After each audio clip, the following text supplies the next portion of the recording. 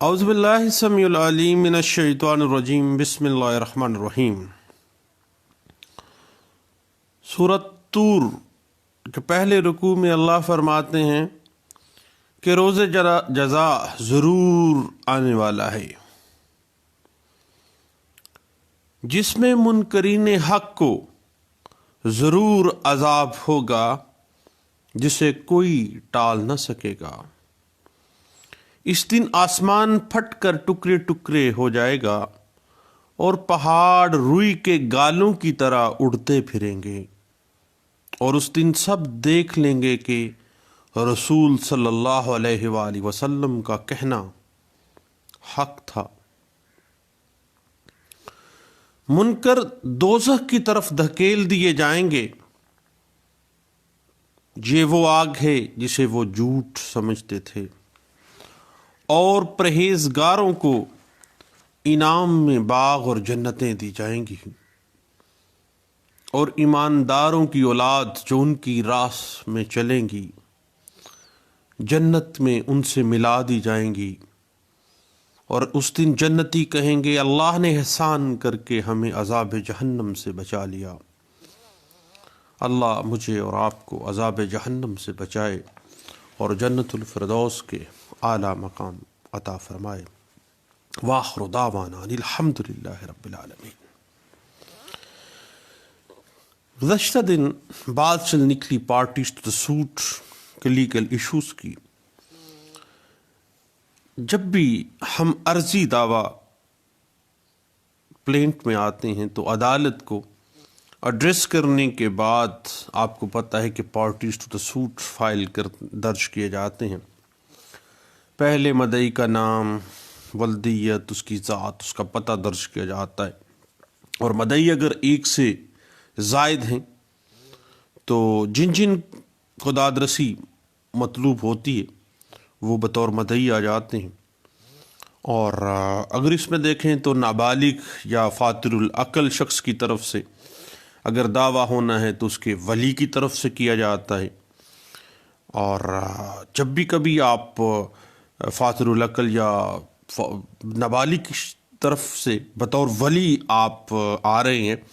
تو وضاحت آپ نے ابتدائی ضمن میں لازمی کرنی ہے، یہ آپ کو پتہ ہے۔ اس کے علاوہ اگر کسی اتھارٹی یا محکمے کی طرف سے مدعی اس کے عہدے کے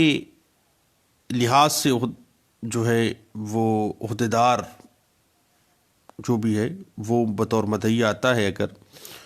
وہ اس کے عہدے کے اعتبار سے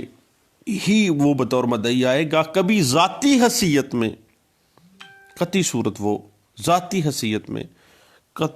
وہ بطور مدعی نہیں آئے گا، کیونکہ وہ ایک محکمے کی ریپرزنٹیشن کا معاملہ ہے بطور مدعی کا۔ اور کسی مردہ شخص کی طرف سے آپ کو پتہ ہے کہ بطور مدعی جو ہے وہ دعویٰ دائر نہیں ہو سکتا، اس کے قانونی وارثان کو جو ہے وہ بطور مدعی تحریر کیا جائے گا، وہ جد امجد تھا۔ اور مدعی کے بعد آپ کو پتہ ہے کہ مدعا علیہ کا نام، اس کا ولدیت، اس کی ذات اور ایڈریس لکھا جاتا ہے، اور مدعا علیہ بھی ایک یا ایک سے زائد افراد ہو سکتے ہیں۔ جن کے خلاف مدعی یا مدعیان کو دادرسی مطلوب ہے وہ مدعا علیہ کے طور پہ آ جاتے ہیں، اور نابالغ اور فاطر العقل شخص کے خلاف دعویٰ اس کے ولی کے ذریعے دائر کیا جاتا ہے۔ جس طرح سے دعویٰ دائری بھی ولی کے ذریعے تھی، اگر مدعا علیہ کے طور پہ اس کو رکھنا ہے تو اس کے ولی کے ذریعے جو ہے اس کے خلاف آپ دعویٰ دائر کریں گے، اور اس کی وضاحت جس طرح سے آپ نے بطور مدعی جب آپ گئے تھے تو پہلے ضمن میں دی تھی، ابتدائی ضمن میں اس کی وضاحت دے دیجیے گا۔ اور اسی طرح اگر کسی محکمے یا اتھارٹی کے خلاف دعویٰ دائر کرنا ہے تو مدعا علیہ کی اس کے عہدے کے اعتبار سے آپ نے اس کو پارٹی رکھنا ہے، ڈیفینڈنٹ پارٹی، ذاتی حیثیت میں کبھی بھی ڈیفینڈنٹ نہیں بنائیں گے آپ اس کو۔ اور آپ کو پتہ ہے کہ کسی مردہ شخص کی بات ہو، جس طرح مدعی مردہ نہیں ہو سکتا، بذریعہ وارثان ہوگا، تو مردہ شخص کے خلاف آپ کو پتہ ہے کہ بطور مدعا علیہ دعویٰ دائر نہیں ہو سکتا، اس کے قانونی وارثان کو اس کے خلاف بطور جو ہے مدعا علیہ جو ہے تحریر کیا جاتا ہے۔ اور آپ کو پتہ ہے کہ آرڈر 1 جو ہے ہم نے گزشتہ دن دیکھا بھی کہ عدالت کسی فریق کو غیر ضروری اگر سمجھتی ہے تو اس کا نام عرضی دعوے سے حذف کر سکتی ہے، اور کسی فریق کو اگر وہ سمجھتی ہے کہ یہ نیسیسری پارٹی ہے، یہ پراپر پارٹی ہے، تو اس کو بطور پلینٹیف یا بطور ڈیفینڈنٹ جو ہے وہ شامل کر سکتی ہے۔ اور آپ کو پتہ ہے کہ 110 کی اپلیکیشن بھی آپ کو کسی فریق کو بننے کے لیے، کسی فریق مقدمہ کے لیے آپ کو دینی پڑتی ہے۔ اور اگر ہم اسی بات کو دیکھیں تو آرڈر 1 رول 10 جو ہے وہ کہتا ہے کہ ضروری فریق مقدمہ جو ہے، نیسیسری پارٹی وہ پارٹی ہے جس کی عدم موجودگی میں کوئی مناسب حکم مؤثر طور پر نہیں کیا جا سکتا، جبکہ پراپر پارٹی وہ پارٹی ہوتی ہے جس کی عدم موجودگی میں اگر مؤثر حکم کیا جا سکتا ہو مگر مکمل اور قطعی فیصلہ کرنے تک اس پروسیڈنگز جو پلینٹ کی ہیں اس کے اندر اس کی موجودگی کارروائی میں ضروری ہے، وہ ہے پراپر پارٹی۔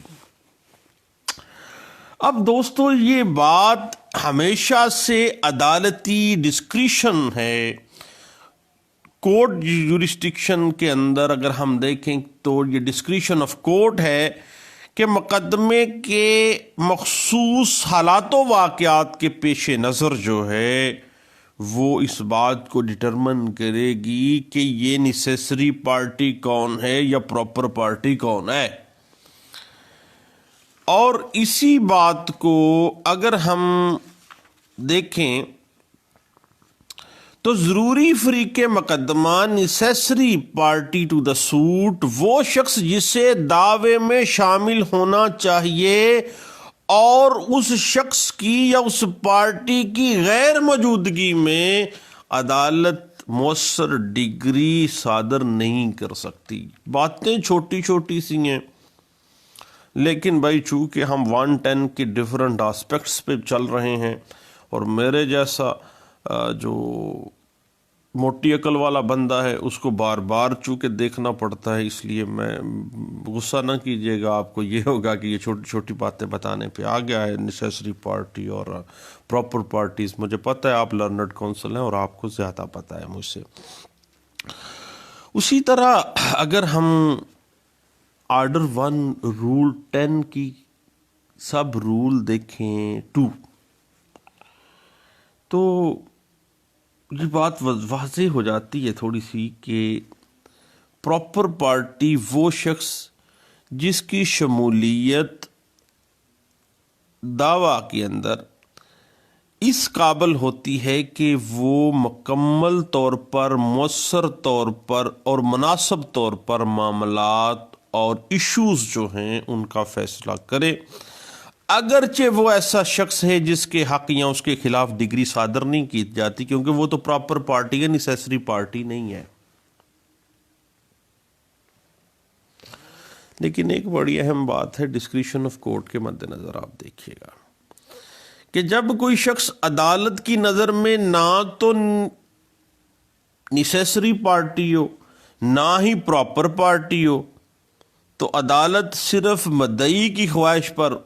اس کو نیسیسری یا پراپر پارٹی بنا کے پارٹی ٹو دا سوٹ کا فیصلہ نہیں کرتی، ڈسکریشن آف کورٹ ہے، ذہن میں رکھیے گا۔ اس بات کی مکمل وضاحت اگر آپ دیکھنا چاہیں تو P L D 2002 supreme court page 615،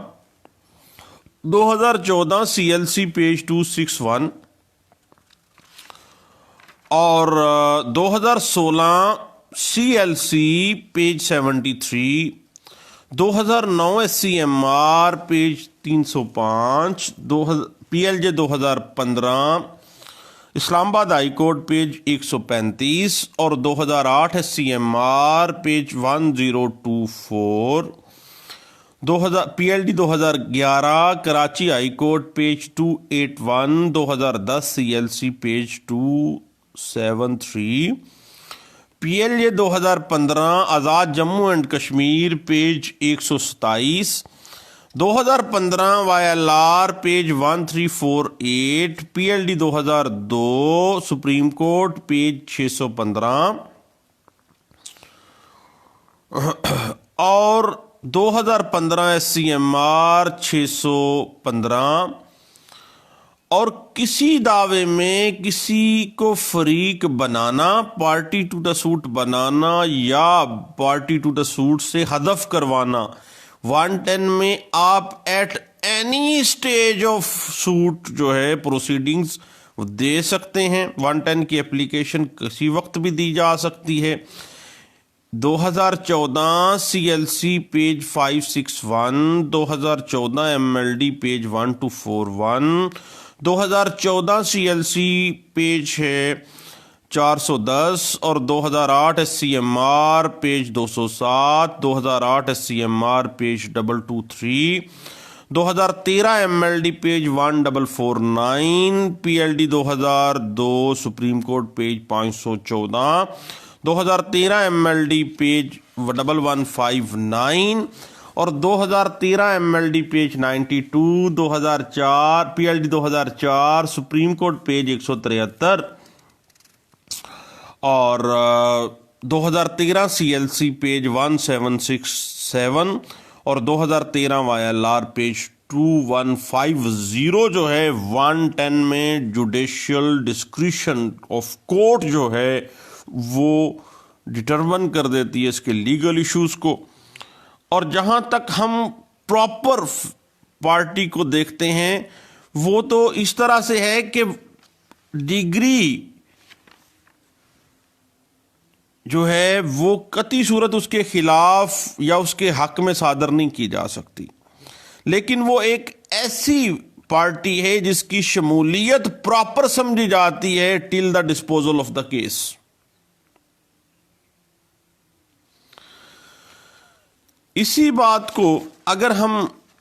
इस तरह से कह लें कि मुनासिब फरीक जिसकी अदम मौजूदगी में मुअस्सर हुक्म या डिग्री तो दी जा सकती है, लेकिन मुकम्मल और कतई फैसला डिग्री होने तक उसकी मौजूदगी जरूरी है कार्रवाई के अंदर। अब इसके जो लीगल इश्यूज हैं प्रॉपर पार्टी के हवाले से 2013 SCMR पेज 602 और डिस्क्रिशन ऑफ कोर्ट है कि अदालत जो है वो कतई सूरत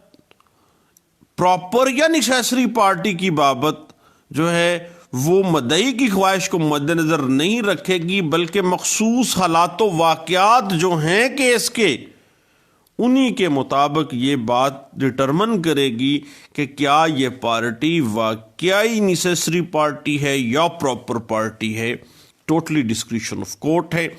PLD 2013 Lahore high court page 234, PLD 2013 Balochistan high court page 52, 2010 SCMR page 115 और 2013 CLC पेज 1004,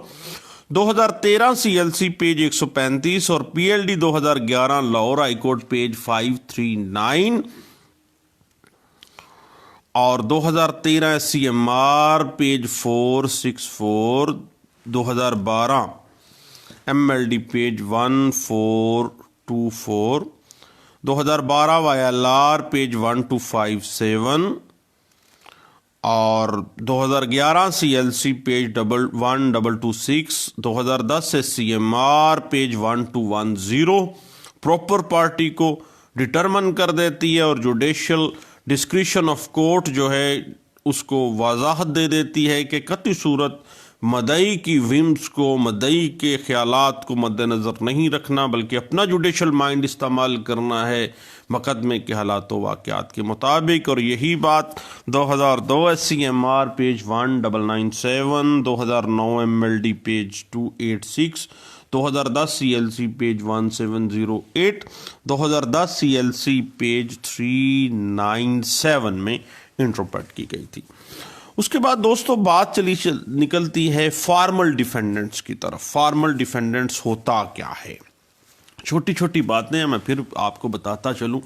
آپ جیسے لرنڈ کونسلز کو بتاتے ہوئے مجھے بھی ہلکی ہلکی شرم تو محسوس ہو رہی ہے، کیونکہ آپ لوگوں کو تو پتہ ہے، لیکن چونکہ 110 ہم ڈسکس کر رہے ہیں اور اس وجہ سے ضروری سمجھتا ہوں، اس کے مختلف لیگل ایشوز اور ٹیکنیکلٹیز پہ بات چل رہی ہے، تو معاف کیجئے گا انشاءاللہ۔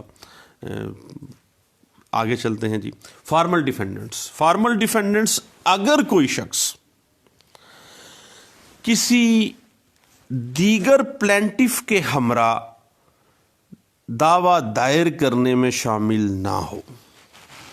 مگر اس کا سبجیکٹ میٹر آف سوٹ جو ہے اس میں نفع اور نقصان بنتا ہے، شامل نہیں ہو رہا بطور پلینٹف، لیکن جو سبجیکٹ میٹر آف سوٹ ہے، جو مدعی دعویٰ دائر کرنے جا رہا ہے، اس کے اندر، اس سبجیکٹ میٹر میں، اس جائیداد متداویہ کے اندر اس کا نفع نقصان شامل ہے، تو بھائی اس مدعی جو سوٹ فائل کرنے جا رہا ہے، دیگر مدعی کو چاہیے کہ وہ اپنے پلینٹ کے اندر جو لوگ نہیں آ رہے ہیں لیکن اس سبجیکٹ میٹر میں وہ بطور مدعی آنا چاہیے تھا ان کو، اور سبجیکٹ میٹر کے اندر نفع نقصان ان کا بنتا ہے، تو اسے ایسے لوگوں کو بطور فارمل ڈیفینڈنٹس، جس کو ہم ترتیبی مدعا علیہان کہتے ہیں، بطور ترتیبی فارمل ڈیفینڈنٹ کے طور پہ اس کو شامل کرے، خواہ اس کے خلاف اس کو کوئی ریلیف نہیں چاہیے، اس کے خلاف کوئی داد رسی اس کو نہیں چاہیے، فارمل ڈیفینڈنٹس کے طور پہ اس کو شامل کیا جانا چاہیے۔ اس بات کو 2014 MLD پیج 158 میں ڈسکس کیا گیا، اور اب یہی بات کہی گئی کہ یہ بھی ڈسکریشن آف کورٹ ہے کہ وہ ان سارے مقدمے کے حالات و واقعات کو دیکھے گی کہ کیا واقعی یہ فارمل ڈیفینڈنٹس بنتے ہیں یا نہیں بنتے ہیں۔ اس بات کو بھی فائنلٹی جو ہے وہ جوڈیشل مائنڈ ہی کرے گا، اور جو کورٹ ہے وہی ڈیسائیڈ کرے گی مقدمے کے حالات و واقعات کو دیکھتے ہوئے۔ اس بات کو PLD 1992 سپریم کورٹ پیج 590 اور 2014 CLC پیج 443 میں بھی ڈسکس کیا گیا تھا۔ تو دوستو، آرڈر 1 رول 1 سے لے کے 13 تک کی جو مختلف لیگل ایشوز اور legal technicalities Pakistani case laws perspective میں ہم نے ڈسکس کرنے کی کوشش کی ہے،